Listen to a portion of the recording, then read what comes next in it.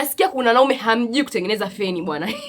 Na sio tu wanaume, mpaka wanawake. Kwa hiyo leo nataka kufundisha wewe jinsi ya kutengeneza feni ili usave shilingi hizi 5,000, kwa sababu ukimwita fundi atakwambia nipe 5,000 nikutengenezee feni. So step ya kwanza ni kuagiza feni yako iletwe. Leteni feni ya 35,000 hapa sasa hivi. Msiifungue, leteni kama ilivyo na boksi lake.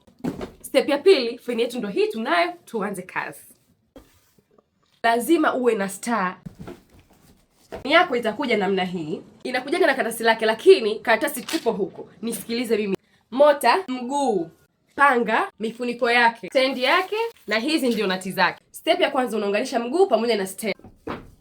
Step ya pili sasa, unaingia hapa, unazungusha namna hii. Step ya tatu unatakiwa ufungue hiki hapa ili uvute bomba. Kwa ajili ya kuweka hii mashine, unarushia huu mfuniko tena. Here you go. Hapa ndo star yako inapoanza kazi. Fungue hapa. Step ya 5 ni hii hapa. Kabla hujasema unatakiwa uangalie hii mishale, iangalie juu. Kwa sasa tutumia upande huu hapa.